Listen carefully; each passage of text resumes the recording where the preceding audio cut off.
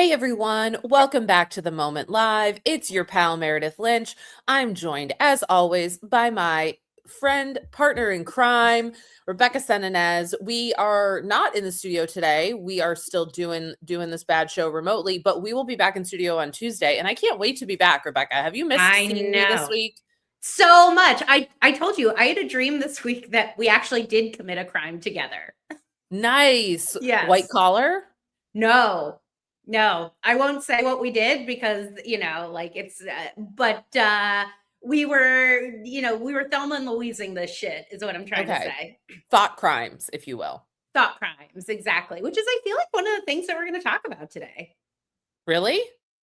I mean, every day in a way is a thought crime. Do you remember the cop in New York City? He said he was going to cannibalize people.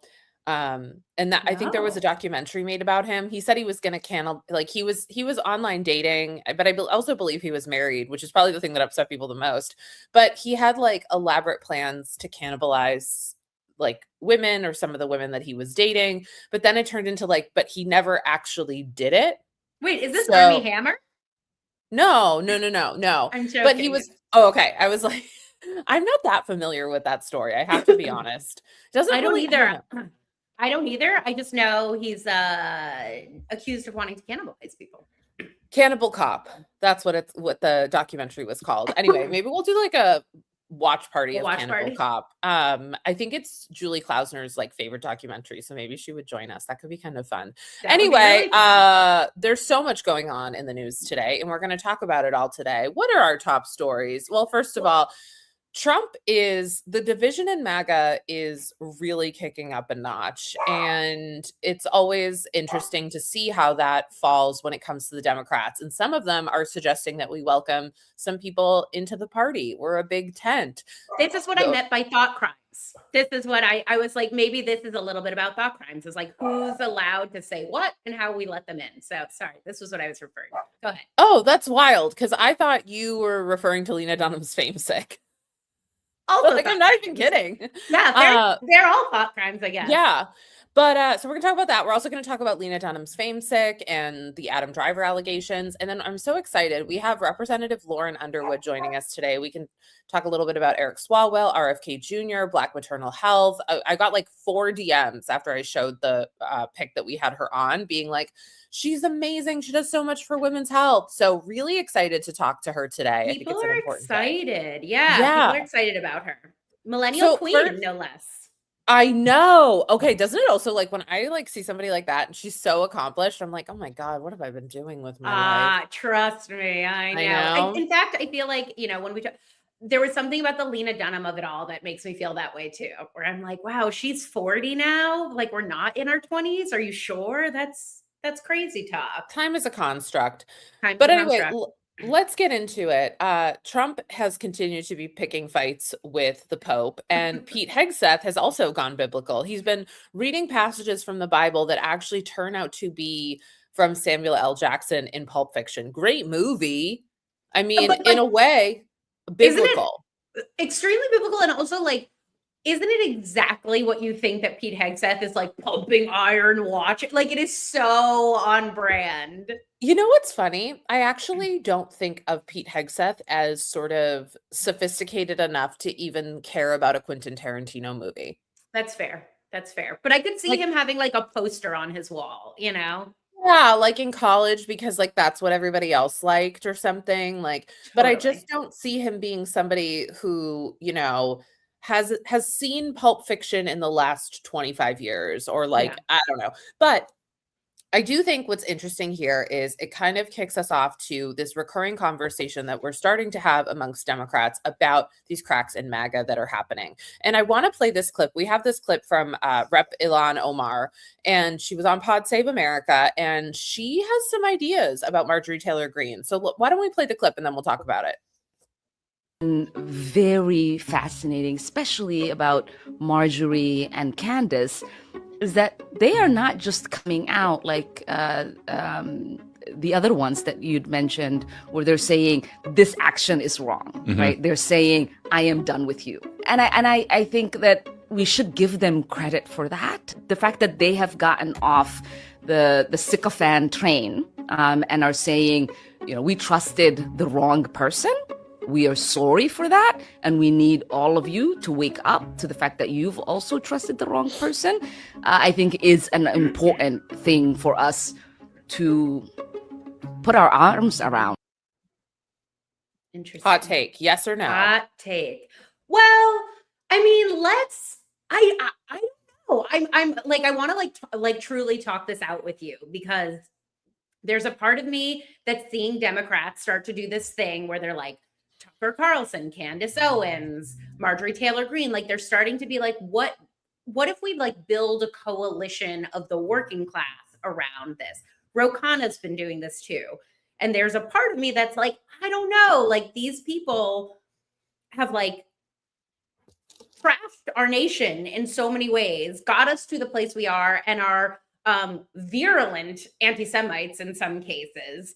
Like, do we really need them in the Democratic Party? Like, ick, ew, no thank you. And then there's the other part of me that's like, we got to win, we got to reshuffle things. And I do keep seeing, especially on TikTok, all these people being like, I voted for Trump 3 times and now I regret it. And I feel like it's the same question as like, some people are like, we don't care, go to hell. And some people are like, well, let them come back. I don't know. What do you think? Well, I guess my first thought with like, at least with Marjorie Taylor Greene, maybe not so much, it's like, they're not coming back, right? Like they've never been here. I think Candace at one point might have identified as a Democrat, but I don't really like count the time like in college when somebody's like trying on different personalities. Yeah. But when I think about someone like Marjorie Taylor Greene, I guess one of the things that my mind goes to is when it actually comes down to Washington, Democrats and Republicans have to work together all the time. So, and we've seen this. We see what we view as some of the like most MAGA, disagree with so many of our viewpoints. I don't mean ours, but the leftist, liberal, whatever, working across the aisle. So I think like we also have to remember that when people like in actual congressional seats say these things, I think they're also thinking about it like that. They're like, if I can find people who will vote with me, if I can, like, that's a good thing. It's not so much like, oh my gosh, yes, come here with your awful rhetoric and all of these things. That's kind of where I see it. And so I don't know. I mean, I guess I see people say, no, they can never come back. Absolutely not, or not come back, but like they can never be a part of this. But I don't know. I kind of am like, hey, if you see the light now and you see that he is so awful, it's not about Republican and Democrat. It's about something so much different than being a Republican. Come on down. Like, let's talk about it. So then here's my question for you, because I do think we have a clip, and Ro Khanna sort of said this too, and we can play that for a second. But like, where is the line between like Gavin Newsom courting the manosphere, trying to find the middle there, and like more populist Democrats trying to find the middle with a bunch of anti-Semites who supported January 6th? Do you know what I'm saying? Is like, I think that's sort of where I'm skating the line there. And like, I don't know, everybody was up in arms, not everybody, but a lot of people were up in arms with like Kamala Harris and Liz Cheney campaigning together. And I'm like, I think that I have a lot more in common with Liz Cheney than I do Marjorie Taylor Greene, like that's what the line and complication is for me. But I also want to throw out there that there's been like Democratic operatives being like, you can't work with Hasan Piker. That's been like a renewed thing. Wait, why is that? Why is it? That's a great question. I think it's stupid. And I disagree with a ton of what Hasan Piker says. I think that, like I was listening to on the Bulwark, they were talking about this. And one of the things I like about the Bulwark is I disagree with them often. And so like, it feels good to have somebody that I'm like, I respect you as like a thinker and a talker, and I disagree with you. And Sarah Longwell said, well, he's anti-democratic. Not like Democratic Party, but like democracy. Like he's anti-democracy. He's anti-democracy. And to that end, I'm like, she was like, anybody's allowed in the coalition as long as what they deeply believe in is preserving American democracy. And so like, I thought that was an interesting take. I disagree though. I went this weekend and I listened to an interview with Hasan Piker and I was like, I don't think he is. I think he's a streamer who sometimes says things that are incendiary because they build his audience. And sometimes I find him distasteful, but I don't think he's anti-democracy. So I don't know. I think like, I mean, what does that even mean? That's so subjective. Anti-democracy is subjective in many ways. Well, I think, okay, here's where I don't, so like, you know, like I'm on leftist TikTok all the time. And there's a lot of leftist TikTok. And if you read Karl Marx, for example, like he believes elections are a thing of the bourgeois. And if you go far enough left, you know, like in Cuba or the USSR, the idea is that like everything is shared and therefore there are no elections, right? And so like that is anti-democracy. And that's why I swing back to the center when it goes that too far left. And but so I think Hasan Piker skew that far left? Well, that's what I'm saying is like, I don't think so. I think he represents in the mind of people that he skews that far left, but like, I don't know, like I went to go listen to him talk to the Pod Save Bros because I was curious, you know what I mean? Like he said, like, I've never sat down and like watched a full Hasan Piker stream and I see clips of him and some of the clips I'm like, that's distasteful, that's anti-Semitic, that's this, that, and the other. But when I sit down and hear him interviewed, I'm like, I actually don't necessarily think that that's true. I think that he, you know, sometimes Here's what I think. Yeah, tell me. I think one of the biggest problems with the Democratic Party that the Republicans actually get right is we're always searching for the one person who's gonna save us. Because Joe Rogan is not like, I don't think he explicitly is the MAGA voice. He's not. He's really not. And he keeps proving it. And so one of the things that I hate, and I'm so sick of this fucking discourse, is like, ooh, Hasan, yes or no? How about Hasan sometimes? Yes. How about Hasan for certain things at certain times? And instead, it's like, we're either going to bet the house on him or we're not. And guess what? So it's only men. It's only men that they do that with. Okay. Only men. So it annoys me. It's this all or nothing Democratic Party mentality that I saw happen with Swalwell when I was saying, you know, just people here and there. This wasn't about the allegations. I was saying, I don't know if I want to vote for him. You better. He's the only option we have. Okay. Oh, so how many times have we been told that about Gavin Newsom already? Right. Already. And we're years away. Okay. Years away. So with Hasan, and this is no disrespect to Hasan, because I don't even know that Hasan wants this. I don't think so. Stop. Like, you guys are the ones trying to say, well, should he be everything or should he be nothing? How about he's just something? And another thing you can have is the Moment Live. It's a great show where, you know, of course, I don't know. So that's how I feel about Hasan. I'm like, yeah, I think you're totally right. I think you're totally right. And I think, you know, I think the question is more like, where does the Democratic Party see itself in 2026 and beyond? And I agree. It can't just be Hasan Piker. It cannot just be Hasan Piker. And it's not because there's things that I mean, there's things I disagree with him. There's things I agree with him on. But I'm just telling you, he is not, there's a huge contingency of Democrats that are not going to be into him. And I can think of a lot of them. They're older than me. They're hard Dems, and that's not for them. So we just need a group. We need a lot of people, a lot of faces and places. Yeah. I'm with you. Okay. Speaking of faces and places, let's talk about millennial queen, Lena Dunham. She's out with her new book, a memoir, Famesick, which I have started and have thoughts on. And it really dishes on, it's really like a behind the scenes of what this singular person was like building Girls. So let's play a quick clip of her talking to the Las Culturistas boys about it. And then let's talk about the book.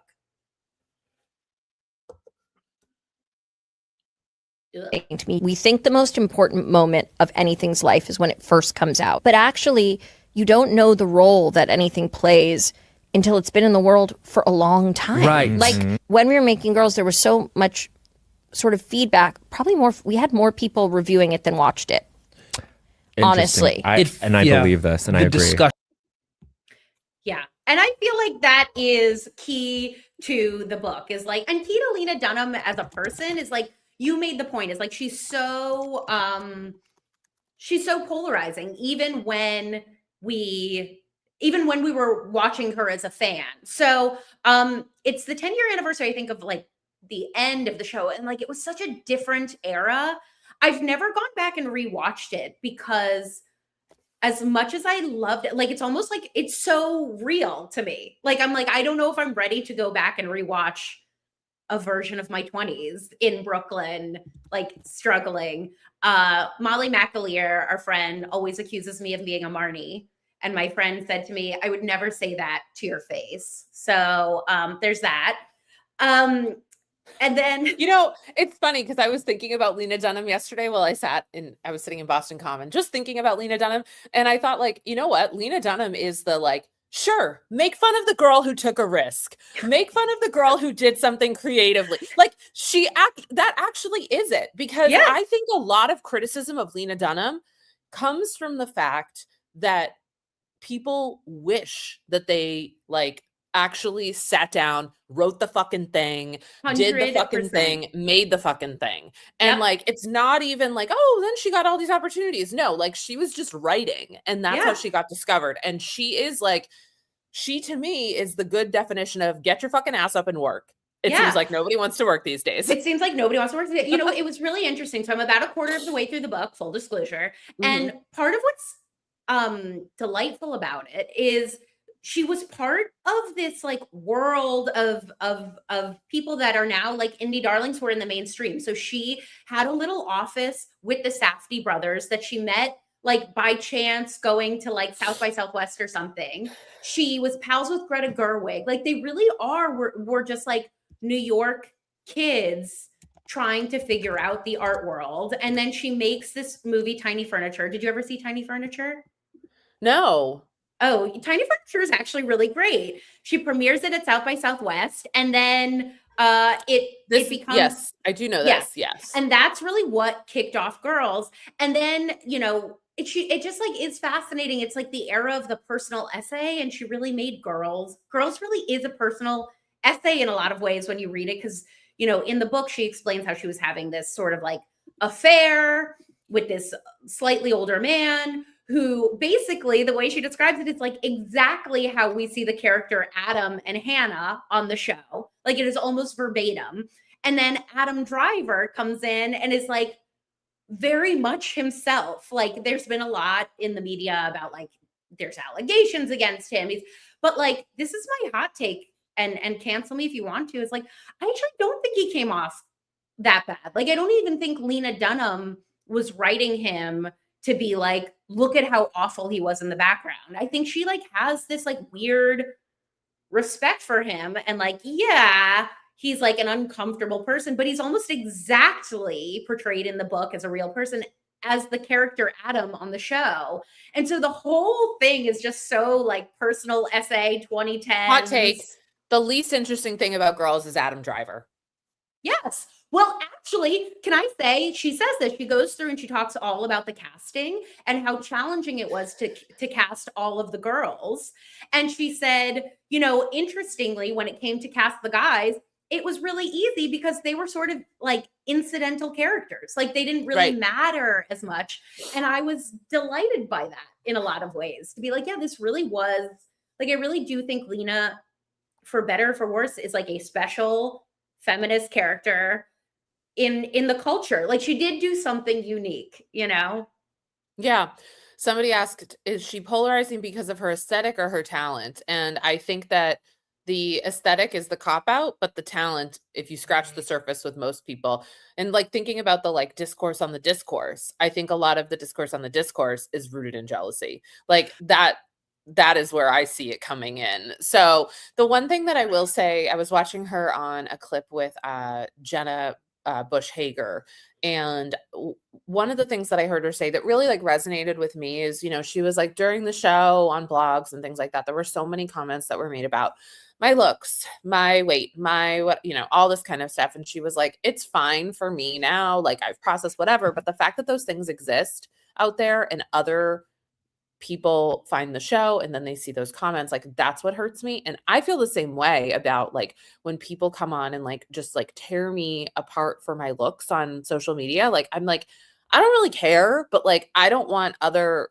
young women to see those comments and to think like, oh, her body is not okay, so maybe my body's not okay, or her, like that's what that culture really creates. So it's like you're not often doing harm to the famous person, but you are doing harm to the people who consume it. Yeah. And that's actually more dangerous. Yeah. Well, I will be finishing the book. I'm enjoying it. I'm enjoying like going back to that time period. And I think just like to tie it up is like, I think part of the jealousy and part of what she talks about in the book is like, it's so real. All she did really was very like capture a moment in time. And that's really challenging, right? But I think it's easy to look at it from the outside and be like, well, I could have done that. And it's like, yeah, but you didn't. So, that's that. You know who's doing things? Our guest. Yes, who? Our guest today, who like people were really excited about this. As I told people, they were like, oh, I love her. And so this is a rising star to watch. We have today with us Congresswoman Lauren Underwood. She serves Illinois' 14th congressional district. She's the first woman, the first person of color, and the first millennial to represent her community in Congress, which is always like, it always blows my mind that we're still at those types of firsts.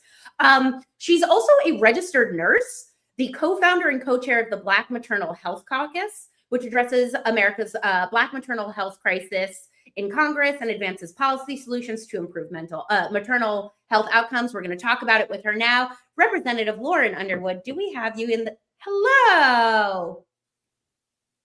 Oh, we can't hear you. Or we'll get there. Yeah, we'll get there. But we can see you.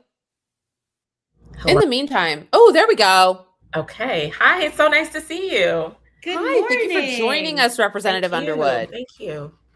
So we have a lot that we want to talk to you about today. There is there's things happening, but we wanted to start with Congress had a rough week this week. It was a rough week for Congress. Representative Eric Swalwell and Representative Tony Gonzalez were forced to resign because of their abuses and assaults of young women on their staffs, no less. So I think it's resurfaced a lot of Me Too type questions and the pervasive culture of powerful men, not just in Congress, but certainly in Congress, using their power against women. And so if there's anybody that I trust to be working against this in Congress, it's a woman like you. So Representative Lauren Underwood, is there any, what's going on there? Is there any conversation about how to stem this culture? Oh, we lost you again. We do it live. Okay. We do it live. This is what we do. So it's okay. We'll get there. Hello. Hello. Here we go. Okay. So listen, friends. Hi, thank you for having me. Really delighted to be here with you today. This is an issue that we have been aware of, working on, trying to address for a number of years. When I was first elected, the first thing I ever got passed in the House was a ban on members of Congress from sleeping with committee staff, because that somehow was not against congressional rules, right? So, in a workplace where we don't have an HR and we don't have that member is supposed to be litigating any kind of personnel matters or malpractice within their office, you can see how when that member, is violent, is a sexual predator, has a penchant for breaking the rules, accountability gets to be difficult and slow. And so if anything, I see this moment where we have 4 members who are undergoing an ethics investigation. We had 2 resign this week, 2 more whose ethical challenges will be resolved hopefully very shortly. I see this as progress in that they were held accountable. The facts came out and they could not defend them, and these guys resigned. It's tragic what happened. Just the idea that, we served with an alleged rapist. Right. Yeah. It must be uncomfortable for you too, personally, to absolutely. Be like, ugh, God. Yeah. I know these people for real.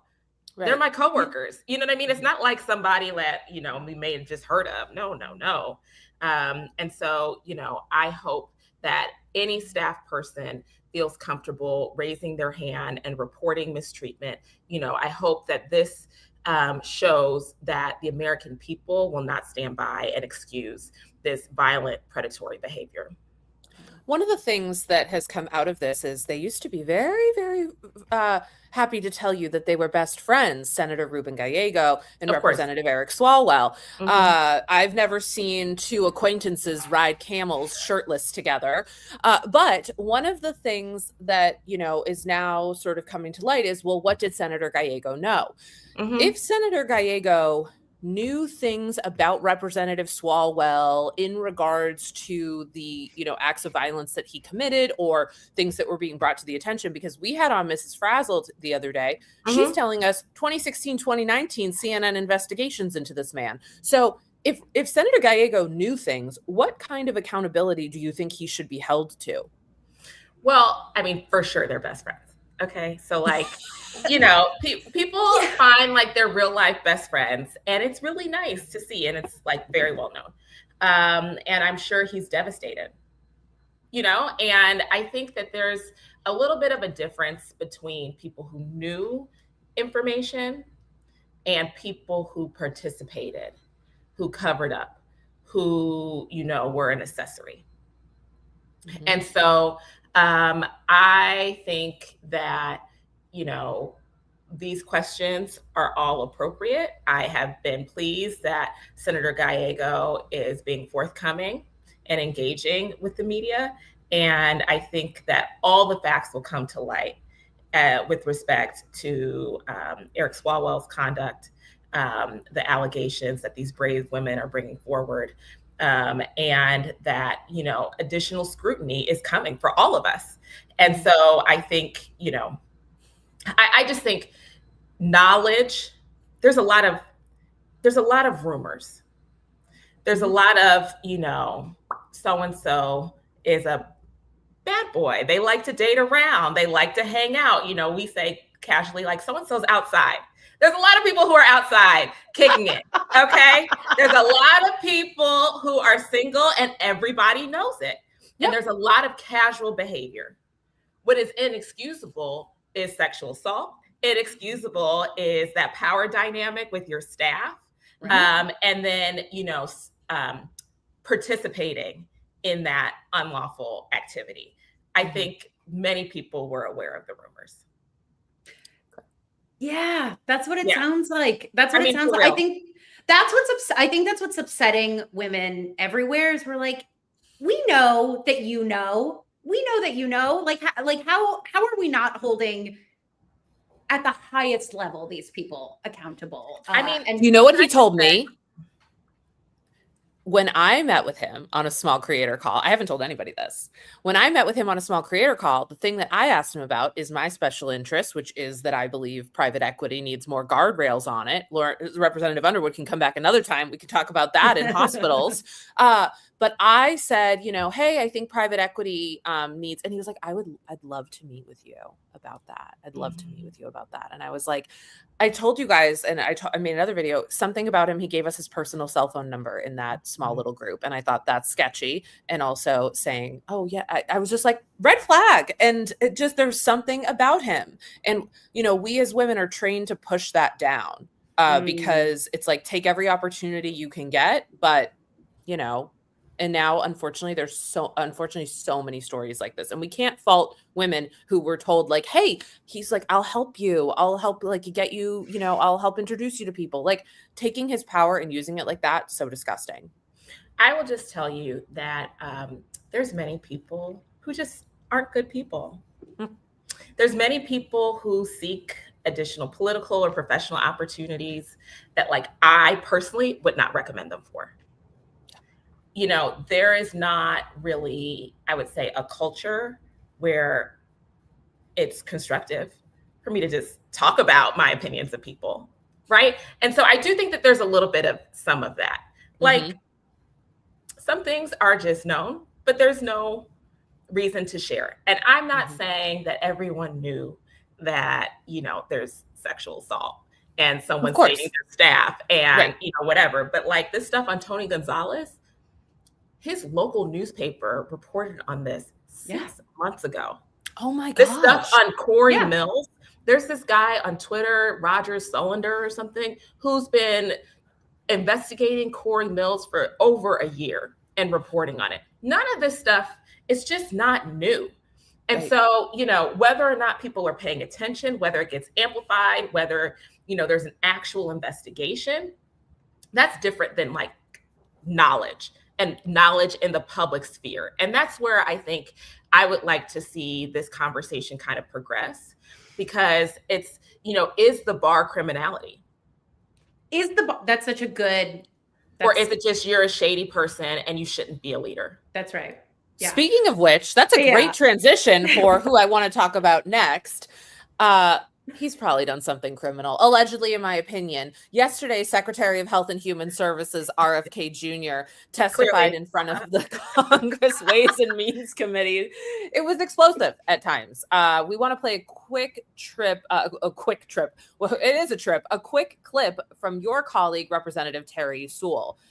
I think we have that clip. Every Black kid is now just standardly put on Adderall, SSRI, benzos, which are known to induce violence, and that those children are going to have to go somewhere to get reparented. There is a lot to unpack. There is a lot to unpack. There's a lot to unpack there. I guess here's the question. Quite the answer. He's very defensive in the answer, and aggressively so. Sorry, go ahead, Meredith. No, I mean, I'm sure you've seen moments of this testimony. And I think our question is, when you hear this as a registered nurse, what is your reaction? Robert F. Kennedy Jr. is the biggest threat to public health in this country, without a doubt. And that was on full display throughout his congressional testimony, starting with his confirmation hearings. He does not hide the fact that he is a danger to the American people, that he is actively spewing misinformation, and he traffics in the anti-Black, white nationalist, ideology, as so many others in the Trump administration. Like, they don't hide it. And so, for me, is it outrageous? Yes, but he's been consistent. This is who he is, and that has allowed him to be elevated to being the senior most policymaker in charge of healthcare and so many social initiatives in our country. And that is just, he should not be in office. He is unfit and unqualified to serve, and he should certainly be removed.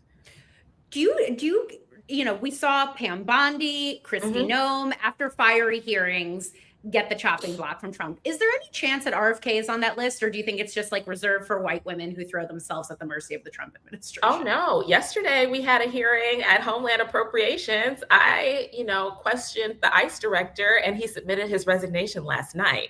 You know what I'm saying? Like there is always an opportunity. Yes, there's always an opportunity for accountability, the bright light of transparency, and calling these folks to task for the crimes and the harms that they have inflicted on the American people. And, Robert Kennedy is very much a liability, and I don't think he will be in office through the end of the administration. Yes. Was there a question or moment yesterday in that testimony that you were a part of that you were like, oh, he's out of here? Like, did he have a moment? Did he say something? Well, the ICE director didn't know how many deaths that they had in custody.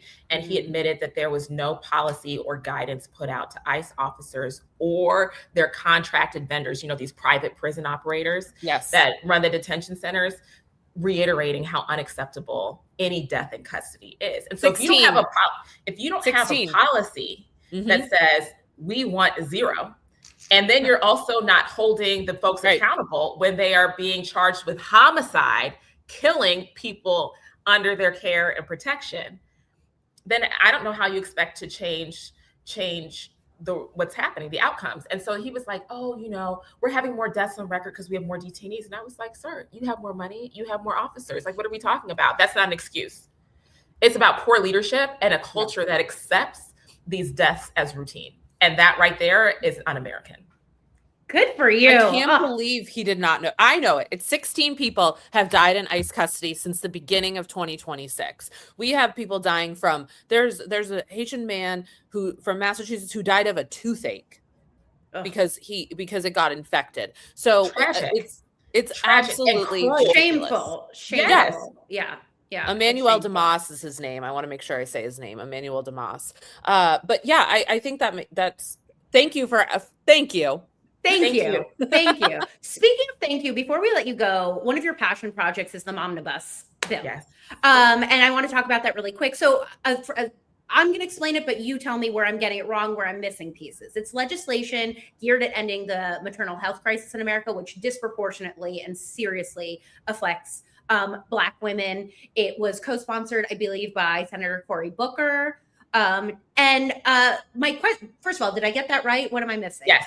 Cory Booker is the lead sponsor in the Senate. I'm the lead sponsor in the House. It's 14 evidence-based bills designed to address every clinical and non-clinical factor leading to preventable maternal death in this country. So my question is, sounds right to me. Sounds like something that should have bipartisan support. Yeah. Black mothers should not be dying when they give birth. And I see stories all the time, by the way, of this happening. It is, what are the odds that this actually passes once Democrats hopefully take back the House and possibly the Senate? Do you have faith that this is actually going to be taken up? Well, we're not waiting to be in the majority. So we just reintroduced the MOMNIBUS last month, and we have 204 co-sponsors. Now, you ladies know that we only need 218 votes to get this across the finish line. So we're closing in on our final dozen. We just need 12, 14 more members to sign on to this bill. And then we can start trying to force a vote on the floor of the House. That's within our reach this year. We can get it done. The sense of urgency I feel is so acute because we've seen COVID shoot up maternal deaths, right? The Dobbs decision, these partial and total abortion bans, right? More moms are dying as a result of this policy choice. And now with the big ugly bill and Trump cutting Medicaid, we know more moms are dying in all of our zip codes all across the country. And what I'm saying is no more. We can end this. 80% of the deaths are preventable. It's not like we're trying to find a cure, some cancer moonshot. No. We can get this across the finish line. So we need your help. We need the help of your audience to call their representative, Democrat or Republican, and ask them to co-sponsor the MOMNIBUS. We'll put the resources into our newsletter that we send out. One of the things we were talking about at the top before you came in was where Democrats and Republicans might be coming together. We've heard Ilhan Omar talk about possibly working with Marjorie Taylor Greene. And are there people in Congress on the other side of the aisle who you think would sign on to the MOMNIBUS bill? 4 of the 14 bills are bipartisan. Wow. So we start there. But we need a Republican co-sponsor for the whole package in order for the whole package to get across the finish line, right? So what I say to folks when they come to me, and it's often for really deeply personal reasons, they've had something happen in their communities or in their family that makes them understand. And so we try to find a place for them to feel comfortable plugging in. I'm not going to impose my belief, but I want them to understand this is a safe space just to take action and work together to solve this big existential crisis. So do you need a senator specifically from the other side, or is it? I need a Republican senator and I need a Republican congressman. Okay. Is there anybody that's likely to do that? Anybody that you're looking at there that you think might, like Thomas Massey joined in the Epstein file fight? Are there people? I'm just genuinely curious, if there's people on the right that might be interested in this type of thing. We're not seeing an ideologic thread.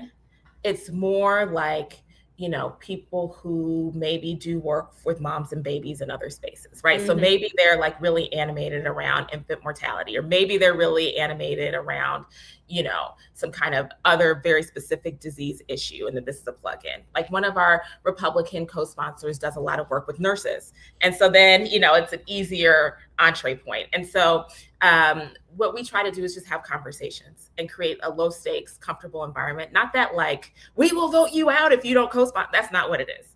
But just, a place for conversation and dialogue and seeing where we can work together. Well, Representative Underwood, this has been amazing. Thank you so much for joining us today. We are grateful for you. Next time you come back, I did do my research. First of all, you went to high school with some really interesting people in your class. True. I was fascinated. Okay. Yes. And then next time you come back, we are going to talk about how you went all the way in Girl Scouts. Oh yeah. Okay. I didn't know that was going to be a standout. Oh, you gotta be a standout for that. So next time you come back, on my honor, I will try. That's right. Let's go. As they say, clock it. Thank you so much for being here, Representative Lauren Underwood. Bye. Wow, She's what awesome. a great conversation. I'm making my list of people who I think should vote or should co-sponsor. Dr. Bill Cassidy. I've yelled at you on here before. Josh Hawley, because claim to care a lot about healthcare, and you voted in that way. Susan Collins. She has concerns. With what? About everything. I just like Susan Collins always, like, the only thing she ever does is have concerns. Well, but she didn't go with the with healthcare, right? She went No. You're right. So anyway, I'm just thinking of names. Maybe even like a Nancy Mace, who, like, for like all of her faults, of which she has many, she does like have a passion about women, you know? Yeah. Well, that was a great conversation. Let me ask you, what's having a moment for you, Rebecca? Well, I think that, like Representative Lauren Underwood, I'm obsessed with nurses and doctors. I'm obsessed with the Pitt. This week I got to go to the LA Fashion Awards, the Fashion Awards LA. It was like a random thing, and Dr. Robby was there. And I got to see Dr. Robby, and it was who's Dr. Robby? Because I don't watch anything. You don't watch the Pitt, yeah, understandably so. Dr. Robby is Noah Wiley plays Dr. Rabinovich. So he's the main character, and like he's like gruff and tender and complicated and always under control. Like he's a very lovable main character in a very like 90s procedural way. And he was at the LA Fashion Awards, seemed lovely. We smiled at one another. Like I always, like, you know, when you see somebody and you're like, they have good energy. Who knows who they really are? But like, he looked me in the eye and smiled, and good enough for me. And then last night was the finale of the Pitt. And like, I just, you know, nurses, doctors, people in the ER are just like true heroes. And so yeah, I guess nurses and doctors / the Pitt / Dr. Robby are my moment. How about you? What's having a moment? You know what's having a moment for me is continuing to try to understand this Alex versus Alex drama. Like I really like, I've gotten to the point where I'm like, I think both of them are so mediocre. Yeah, like I think that is yes, absolutely. That's like, and I hate to be a traitor to my gender, but I'm like, I don't think Dave is as mediocre. Like Dave is mediocre in some ways. That's a hot take. But Dave has, I'm just thinking of like how Dave evolved Barstool, and Unwell is not evolving in any way. Agreed. So like, and I mean, I've been following Barstool since it was like 2006, and my boyfriend would read the blog. Like, so now we're at the point where like Barstool is this entire entity, and Unwell has been around for a while now, and it doesn't, like, I don't even know what shows are on it. And then with Alex Earl, and it's not to say that she doesn't have some talents, but it's like, I don't think she is the multi-hyphenate that everybody says she is. What does she do? Like literally, what does Alex Earl do? Just like, no, Alex Earl. Like Alex Earl, I think is like a good content creator. She creates engaging content, and she's good at like acting on the camera, which is like now a skill. So like, I think they're both like good enough at their niche, and then like way too mediocre to be like getting as much sort of like they reinvented the world. I'm like, no, but also like not just that, but I think we were talking about this a little bit on Tuesday, but I think Alex Cooper and eventually Alex Earl, like what's going to happen when they age out of being conventionally hot? You know what I mean? Like, that's what I think part of the problem is too, is like, you know, like Alex Earl, what is her actual talent being hot on camera? And it's like, okay, that only lasts for so long before you have to figure out what else it is you're good at. And I think that was sort of part of the problem with her podcast in the first place, is like she wasn't that great a podcast host. And I think Alex Cooper is struggling with that with herself, and she's trying to build herself as this like great businesswoman, like more serious journalist, or like I'm an interview, but I don't think she's yeah. doing that great a job. Like I don't think she's pulling one over. People are like, oh, I miss Gluck Gluck 900 or whatever, Alex Cooper. Wait, how funny was Molly? We were on with Molly McAleer yesterday or the day before yesterday, and she's like, yeah, I like have a conspiracy theory that Sophia and Alex are virgins. Because the way they talk about sex, like when they were on Call Her Daddy, was so insane. Yeah. And I honestly was thinking about it more, and I'm like, she's not wrong. Yeah, no, I agree. Molly's hilarious. Molly McAleer. Oh my God, Molly, we love you so much. We love you, Molly. Even though she accuses me of being a Marnie. Here's the thing, like, nobody is a Marnie. Only Marnie can be Marnie. Only like Marnie there are is a pieces Marnie. of all of us in everything. Yeah. And if anything, I'm definitely a Hannah. Oh, you're definitely a Hannah. Yeah. And like, honestly, like I was talking to my sisters because I had from west to east. It's like, it totally fucks with you because you miss like whatever. Totally. And so I was like, I haven't eaten like all day. Like, I'm just like, oh, and like, I literally sounded like when she's like, I'm just looking a little bit frail right now. I was like, I didn't mean to. It is a great show. I'm gonna finish the book. I really love the book, and I love Lena Dunham, and I love Hannah Horvath, and I love you. We really want to get Hannah. We really want to get Lena on the show. So Lena, like, I feel like we would have a great time. Who I was thinking like is basically who Alex Cooper wants to be. I was actually thinking about this, and this is what I'll leave you with. Tell me. Monica Lewinsky is who Alex Cooper wants to be. Say more. Like in the interview world. Yeah. Like her podcast, she asks more like introspective questions. She has on a lot of the same like big names, etc., but they're having a much more meaningful conversation, but it's still like it's Monica Lewinsky, right? Mm-hmm. Like she's still like, not a character, but like she's an entity in herself, whereas like a lot of journalists like they don't want to be the entity. So Monica gets to be the entity. She gets to have the like serious, and she's older than Alex, and she looks incredible, and she's incredible. Like aging and growing, and she's also someone we need to get on the show. Oh, Monica. I'd love to have her on. I know. What if we just did an episode where we just like did shout outs to who we want to have on? Like, do you think that would get people on? That's not a bad idea. Pope Leo. We'd love to have you on. Brother. This is like in Parks and Rec when he's like asking people to join his venture, and he's like, Donna, I'm talking to you. Like, come on the show. Jessica Alba, Cash Warren, Prince Harry. We could get him. No, I'm kidding. All right, you guys. Prince Harry. Spicy. Bye, guys. Bye.